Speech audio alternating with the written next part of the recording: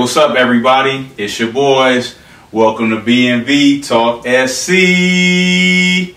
How y'all doing today? It's your boy Brandon with my man Vince. What's going on? Man, chilling, dog. It's game week, y'all. It's game week. We made it. Game week. That's why we a little extra hype tonight. Yeah. You know what I'm saying? Yeah. It's been a long time coming. Yeah, we like a little kid waiting for Christmas. You know what I'm saying? It's 3-4 days away. You know what I mean? So we're gonna do a little fall camp.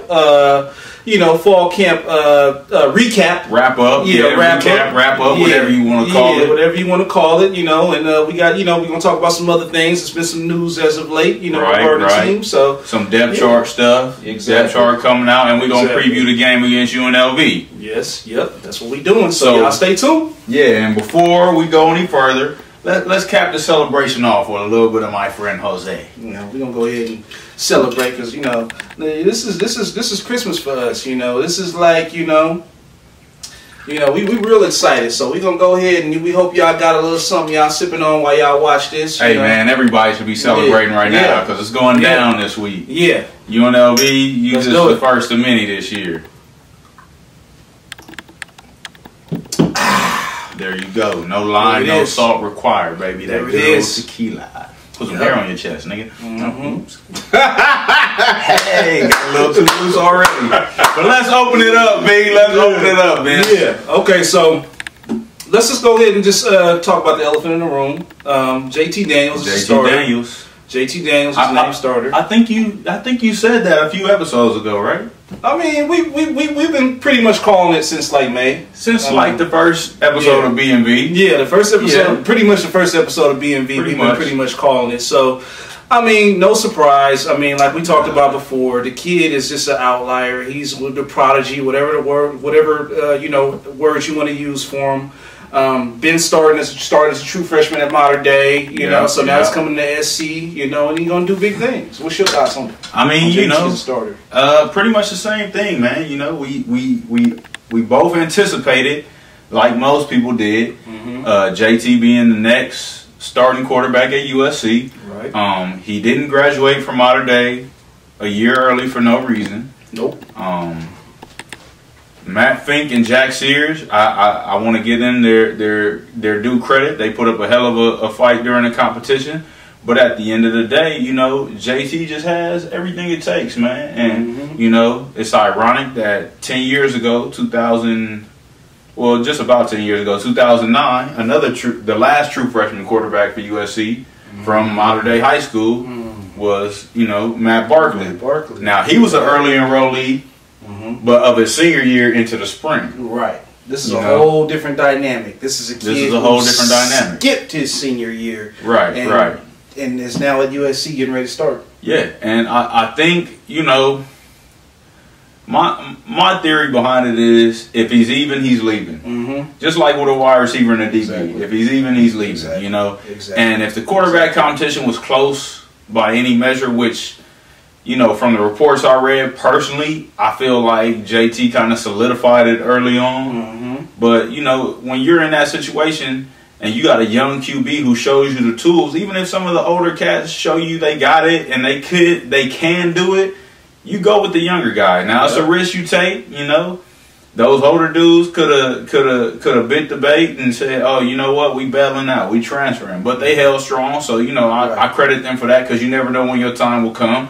But you know, JT was bound to be the face of USC. Yeah, I mean, it's pretty much destiny for this kid, man. But like you just said, man, if it's even, you know, you're leaving. It's the same situation with Matt Barkley when he was competing with Aaron Corp. You know what I mean? Corp, yeah. Who I think at the time was a redshirt sophomore. Matt Barkley was a true freshman. If the competition is even. Wasn't Mitch Mustaine there that year? Mitch Mustaine was there too. Oh, yeah, man. Mitch Mustaine was there too. So if you got a young guy, especially a quarterback who's coming in and he can, you know, obviously this kid is absorbing all the knowledge. He's preparing himself. He's going out there and performing on the field.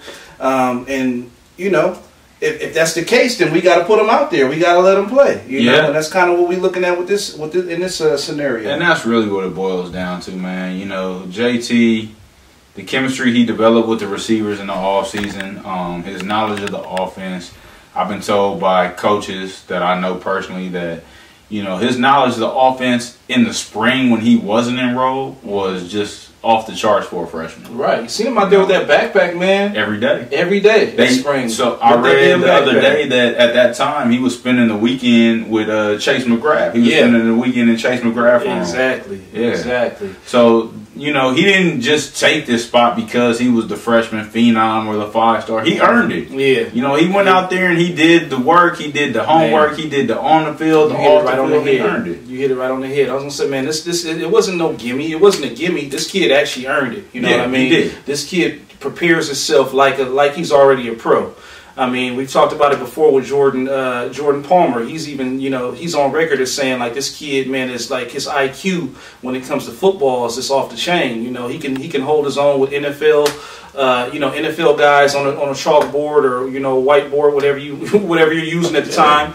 But yeah, this kid is he's phenomenal, man. So we expecting big things. Yo, I just took a peek at the depth chart, and I do want to say one thing.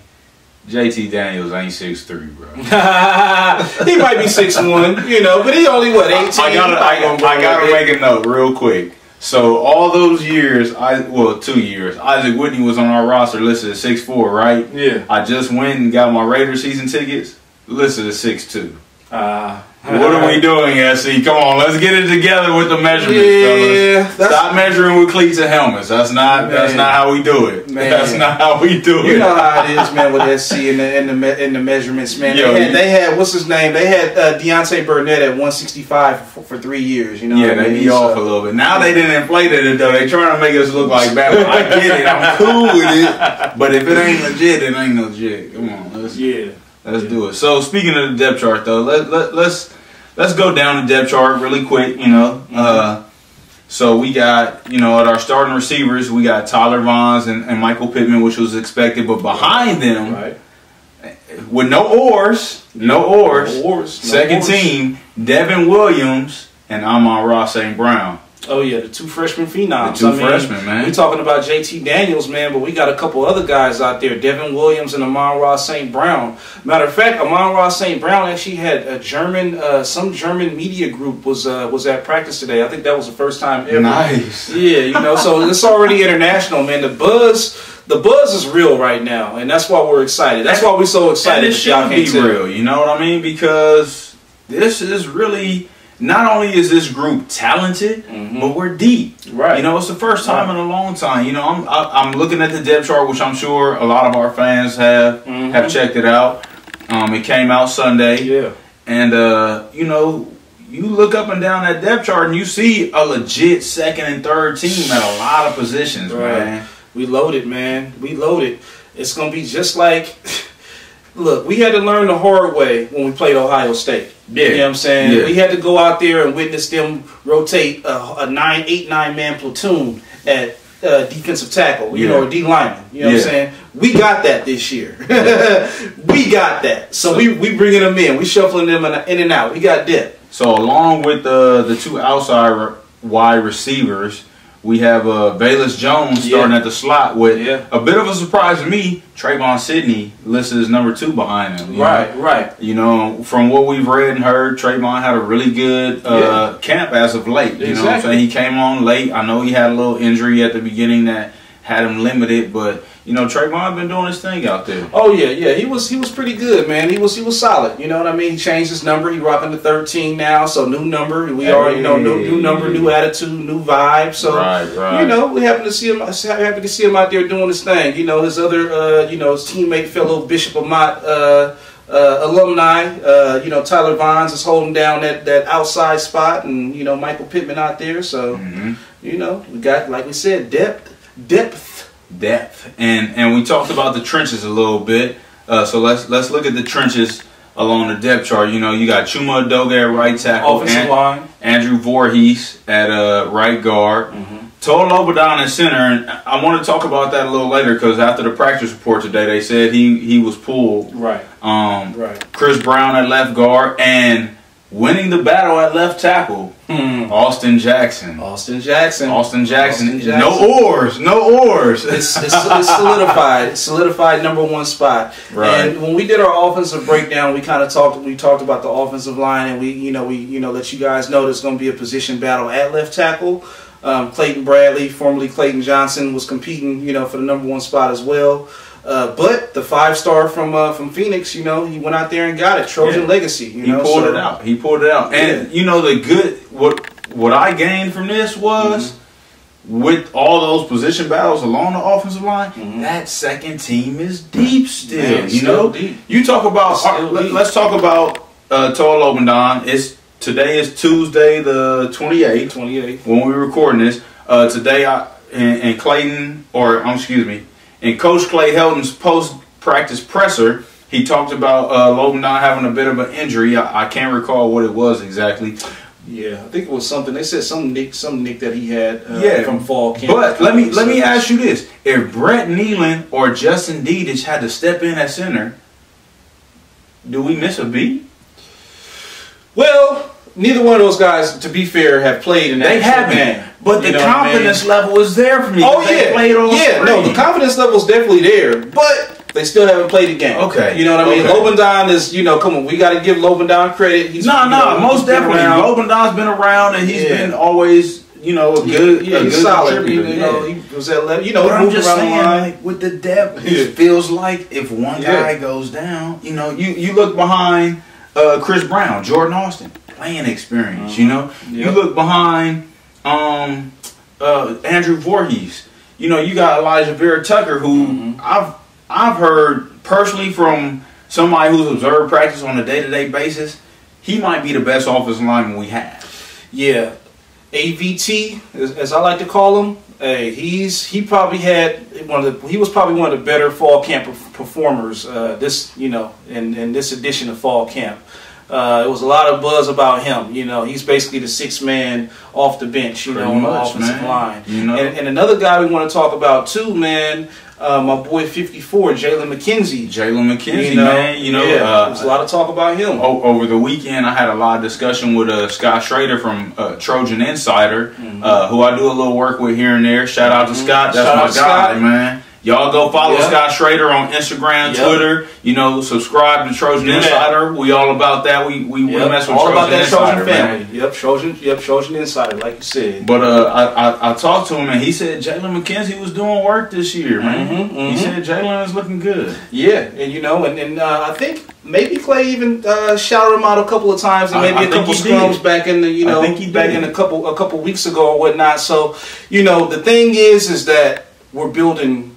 We have the bodies, but we're actually building real depth, though. Like, these are guys that can actually really play. You know what I mean? It's one thing to have bodies and you're not really sure what you got on your second, you're 2 deep or you're 3 deep. We confident, like B just said, at center, if Lobendon goes down, we know we can plug in one of the freshmen and they can play. I feel good about it. Yeah, it's going to be a learning curve, obviously, with the freshmen, but we're pretty confident in these guys. They played all spring. No shots to be taken, but I feel more confident with these guys going in than I did with what was the old boy name who filled in that one time? Oh man, Tucker. Tucker? Was it Tucker? Was it Tucker? The other kid from Arizona who played center for it. He ended up retiring as a med, and then he came back as a tight end later.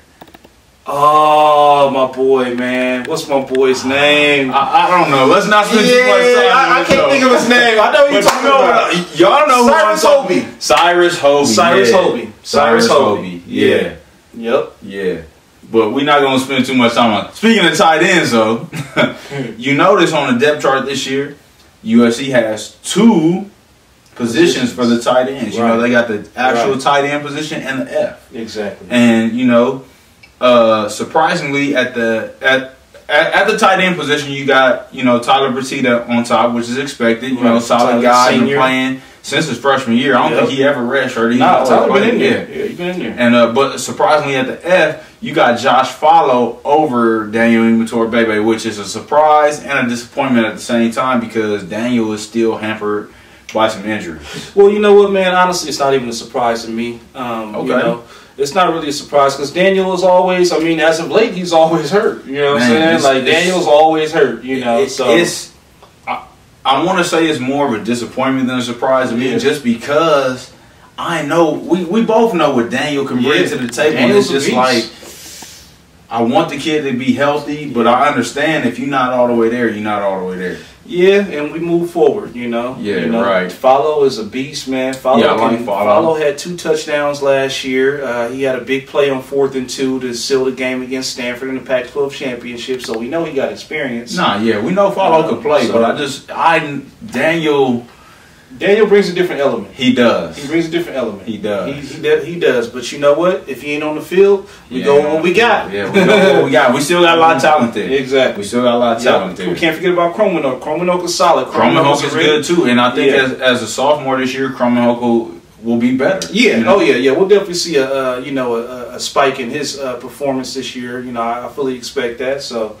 You know, we good, man. We good. We gonna roll what we got, and I'm pretty sure that Daniel's gonna be back eventually. But until then, we rolling. Right. Now, I mentioned that it wasn't a lot of oars on the depth chart, but when you get the running back, it's a couple of oars. You know what I'm saying? Yeah. But Clay has been very consistent with saying it's gonna be a 3-headed monster at running back this year. With Aka Cedric Ware, Vavai Malapai, and Stephen Carr, which I'm good. I'm good with that. I'm perfectly fine with it, man. I'm good with that. I love the 3-man rotation. Right. And the thing is man, when the hot hand is going to get the majority of the carries in the game anyway. But I have no problem with them starting out. All 3 guys are going to play. You know what I mean? Right. That's the way it is nowadays anyway. You don't see a lot of one. Well. They're out there, and there's a couple, but for the most part, there's running back by committee, at a lot of schools. So we got 3 solid dudes. Let's be honest. With Aka Cedric Ware going into his senior year, there's a serious chance that next year, 2019, could be Stephen Carr's year. We saw it last year with Ronald Jones, where it was a lot of running back by committee his first 2 years between him, Justin Davis, Aka Cedric Ware.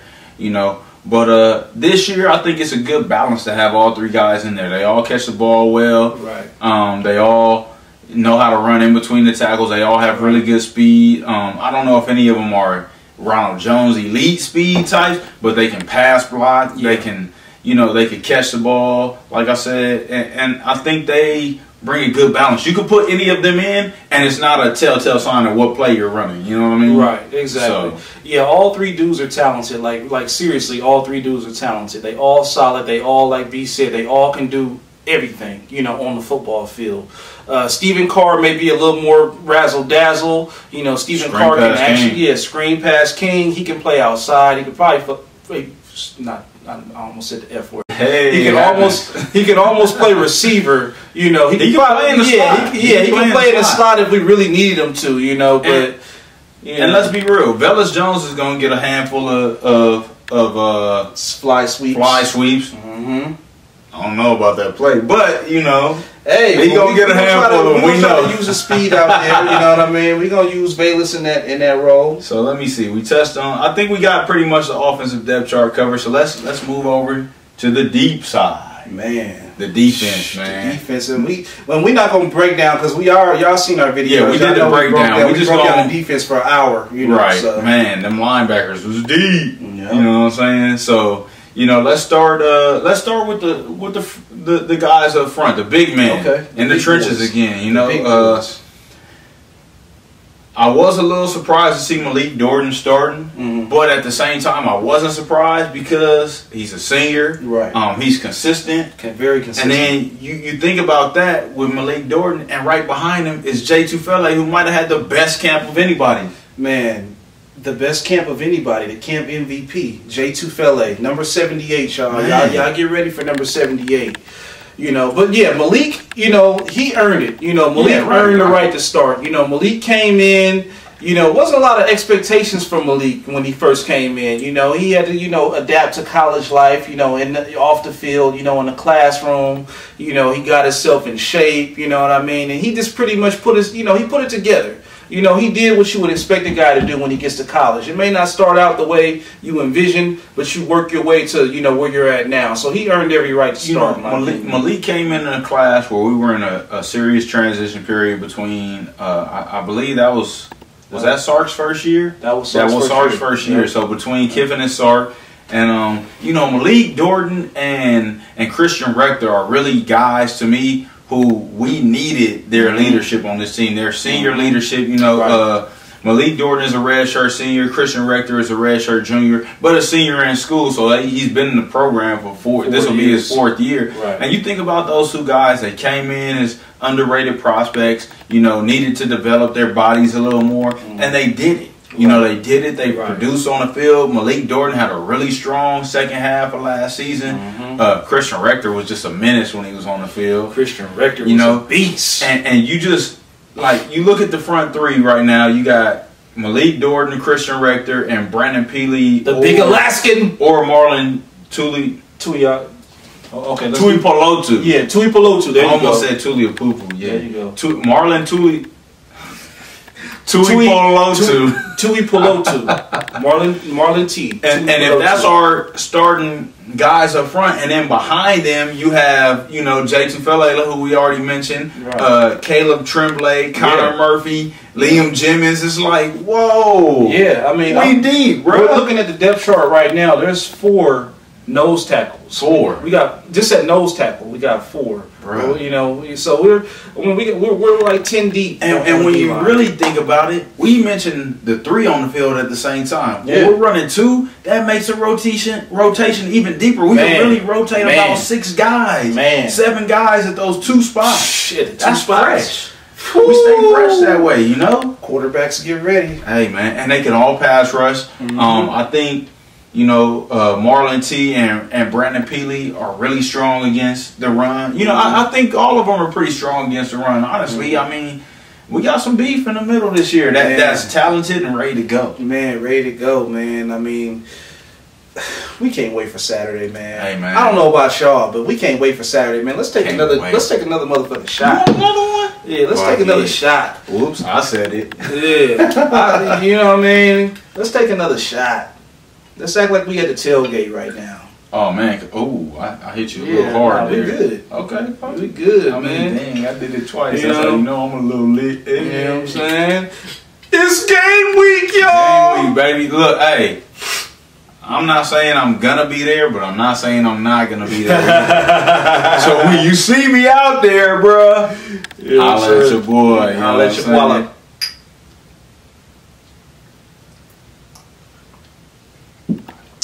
Oh yeah, Jose, my homie. Yeah. I know I'm gonna see a couple Jose's at the tailgate.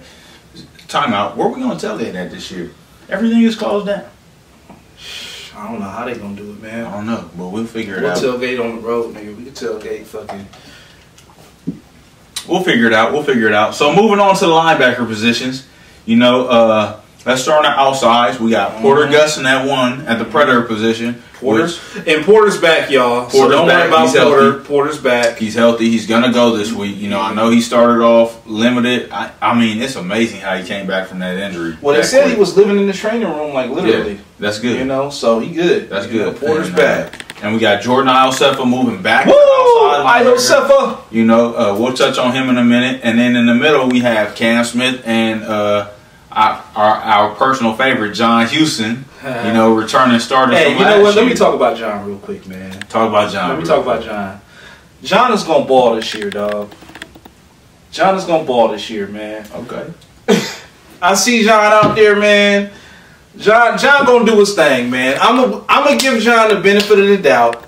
You know, John has been in the program. John knows all the criticisms. I mean, I'm pretty sure he knows, you know, he knows what he did wrong last year, and he gonna right the wrongs. I'm gonna give him the benefit of the doubt before we start the season. I'll just say this: John Houston gonna hold it down. I haven't heard nothing bad about John Houston. We haven't heard nothing bad about him. I ain't heard nothing good about him either.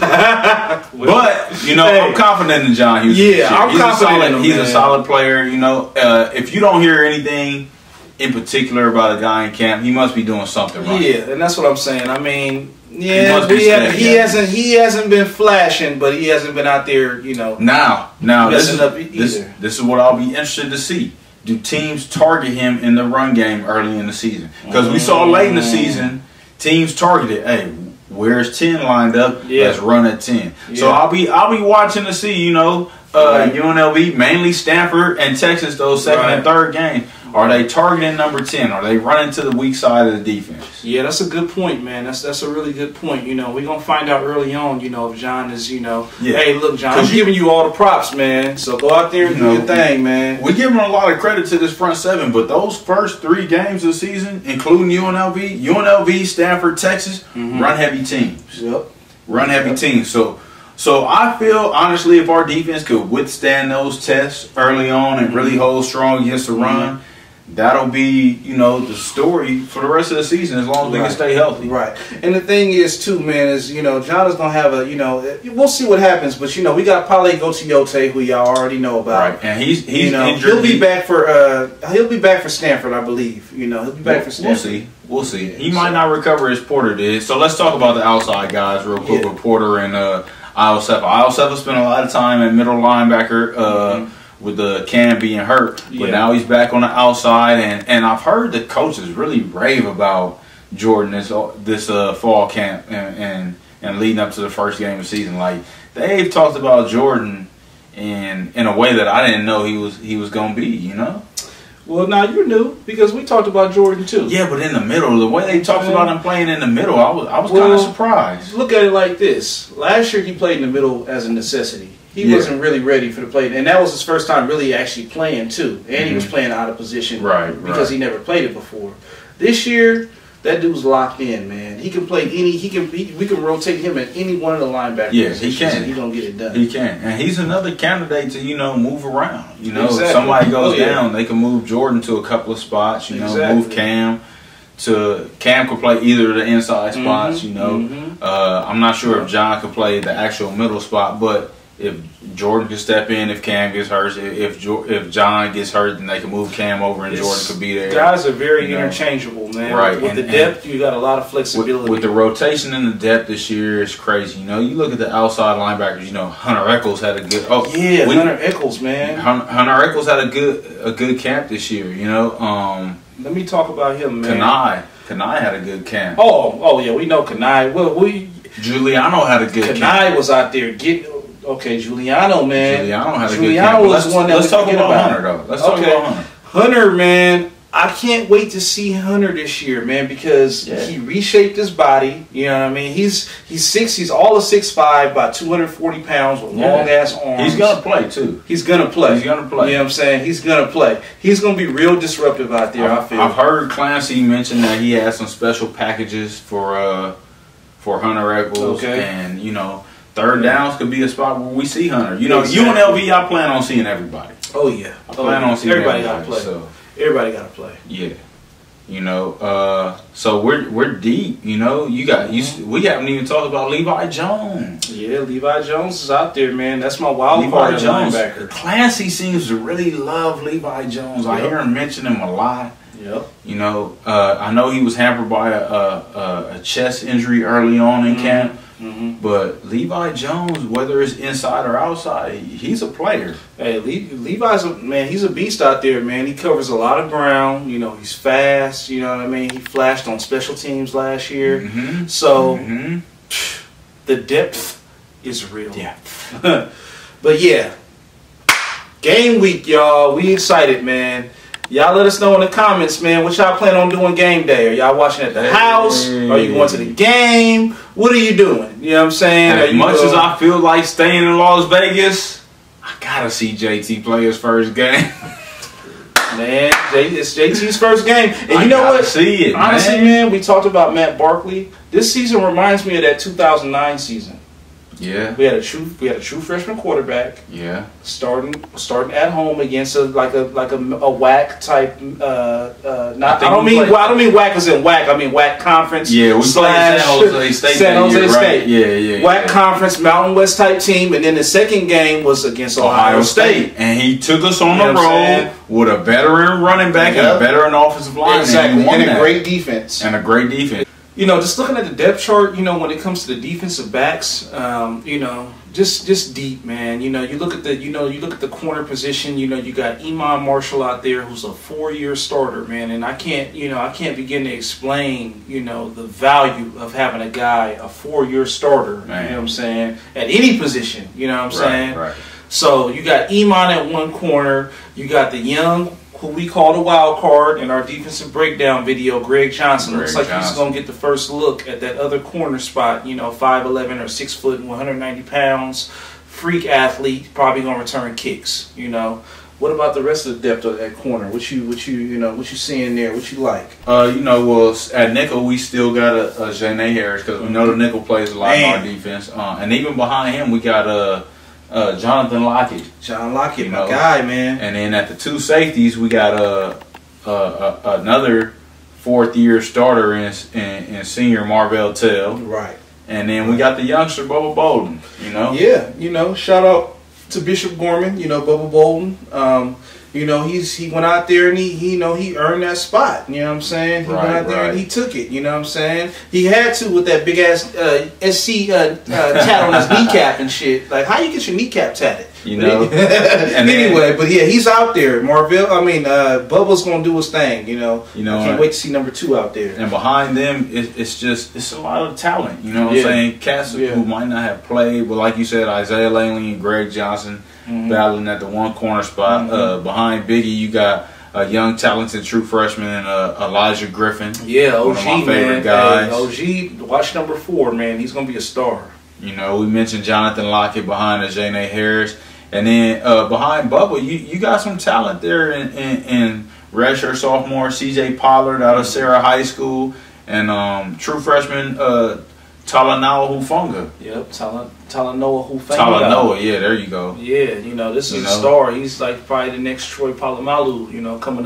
from the Pacific Northwest. And even behind Marvell Tell, you still got a lot of talent in Isaiah Palomalo. Yes, that's a guy who I personally would like to see him play nickel eventually, but it might happen. He might be the starting free safety next year. It might happen, but it's just you know, a pleasant place to see all this depth behind our starting lineup. And I remember when in the past, and this is not to short anybody, but Chris Hawkins will go out and a walk-on is coming in. Right.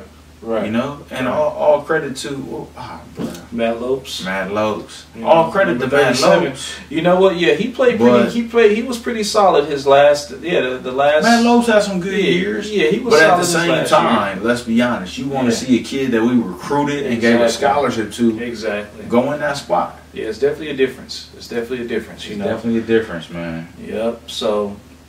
Oh, ITS, Isaac Taylor Stewart, who, you know, probably will redshirt this year, but he's another star. You know, he's another star that's waiting in the wings. You know, to get his shot. He's gonna get his time. You know, it's just it's a deep roster on defense, and I'm excited to see all those guys play. Yeah. Oh yeah, we definitely excited. You know, we definitely excited about what's to come. You know, this is big. You know, if you're an SC football fan, man, you can't wait. You know what I mean? And the buzz is really, it's different this year.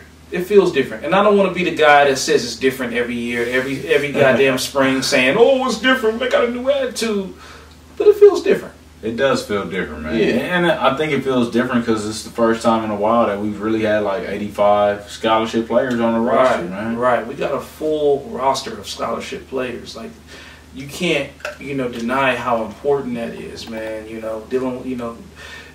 Barely coming off those sanctions, man. I mean, the sanctions happened 7, 8 years ago, but it's a residual effect of those sanctions. Effect, man. You know, and let's be honest, they got extended a year because they appealed it that first year. Right. You know what I'm saying? So with the scholarship reduction, that got extended a year. So and then you look at the depth chart on special teams. You got Chase McGrath. With the kicking duties. Modern day, shout out. Amon Ross St. Brown is returning punts this year. True freshman, so that's going to be pretty interesting. That's huge, man. Bellis Jones and Stephen Carr returning kickoffs. Right. So, we got some talent there, bro. Yeah, we solid at the return game. And, it's a big deal, man, putting a true freshman out there and starting on punt return. Anybody who's ever returned a punt knows how hard it is, man. Right. So to throw a true freshman out there, you know, that speaks a lot to their confidence in this kid. You know, he's another prodigy, just like JT Daniels. So. Right. They work together really well. Oh yeah. So after going over the depth chart, let's preview UNLV a little bit, real quick. UNLV, man. I mean, you know, the Running Rebels. You know, they got Amari Rogers out there. You know, he was freshman of the year, I believe. You know, so he's in the Mountain West. In the Mountain West, you know, Amari Rogers, quarterback for UNLV. Right. So they got a pretty dynamic playmaker. You know, they're a run-heavy offense. I know there was a lot of talk about their defense not being so good last year, you know, but, you know, it's a new year, so we'll see, you know, we'll see what's up. I know they're going to bring their best effort. Tony Sanchez is trying to get that program rolling. I know he brings, you know, he's a younger, more energetic coach, so, you know, they're going to play with a lot of enthusiasm, and we're going to see how it's going to unfold. Right. As far as I go, it's a game at home for USC. A Mountain West opponent. We've been down this road before. USC should go out there and at least cover the spread, I feel. 25.5 for y'all. Yeah, it's 25.5 out here in Vegas as of today. And, you know, they should go out there and take care of business even with a true freshman quarterback. I think it'll be a good start for JT Daniels and this offense to really see, you know, what works, what doesn't work. You know, I still think they're going to be a run-first team. The defense should go out there and really dominate, you know, I feel, with a mobile quarterback or not. I think the defense should be able to hold down and pretty much keep them out of the end zone, red zone for most of the day, you know. We're going to throw out our final score predictions. I'm predicting a 41-7 win for USC. What do you got? Well, just looking at it and based on what you just said right now, I mean, we know historically, you know, that first game, especially those noon start times, that CQ does kind of start kind of slow typically. You know. But with that being said, the team is practicing different. The attitude is different. Right. I'm saying 42-14. Okay. SC. Either way, they covering the spread. Yeah, I think either way they covering the spread. So for y'all bettors out there. Right. Hey. You know. I'm just saying. Yeah. So, man, what's your overall thoughts, man, just on the team and fall camp, you know, going to this season, man? How you feeling? You know, I feel real good, man. I feel like this year we got a team that's really solid. The last 4 recruiting classes. We put together a team with talent and depth. And I think that this will be a year that we can really challenge even with a freshman quarterback like JT Daniels. Yeah, I'm with you, man. And the biggest thing for me was just the physicality of the fall practices, man. Right. We haven't seen a physical fall camp like this in at least 5, 6, 7 years. I mean, I don't remember. I mean, we always read the reports and see, they're going live for like 15 minutes. Like this year, they've been out there banging. You know what I mean? They've been out there banging for real. Even on like shoulder pad and helmet days. You know exactly. Even on the cats going to the ground on shoulder pads and helmet days. Exactly. You know, and that can only help the team. I mean, especially now that we have the depth to actually do it. You know, you have to practice hard. You have to go in. You got to go in. I mean, you want to establish your rhythm going into the first game of the season. You know, you want to treat this like it's game 3. You know, so. You know, I think we're gonna be good, man. I'm predicting if I got to throw an early, record, prediction out there. I'll say we go 10-2. You know, I don't know which ones we're gonna lose, but you know, we might drop a couple. We're going undefeated, damn it. Okay, well, my man said we're going undefeated, so that means we in the playoff, and whoever we see in the playoffs, baby. Yeah, playoffs.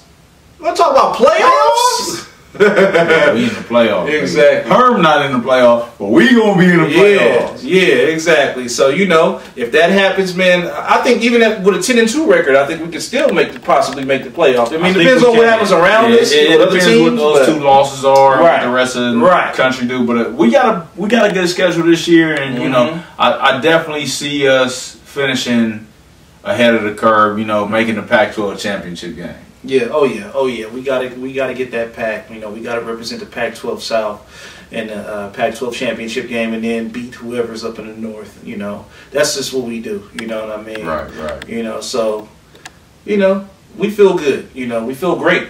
You know what I mean? There's a lot of buzz right now. There's a lot of buzz that I don't really recall in the last couple of years. You know what I mean? I hate to be the guy to be like, oh, it's different this year, but it feels different this year. Yeah, we've had buzz in the past, but I think this year, I don't feel like it's been as much buzz on a national spectrum, but amongst those who, you know, in the know, who know what's really going on, because like I said, it's a complete team this year. Exactly.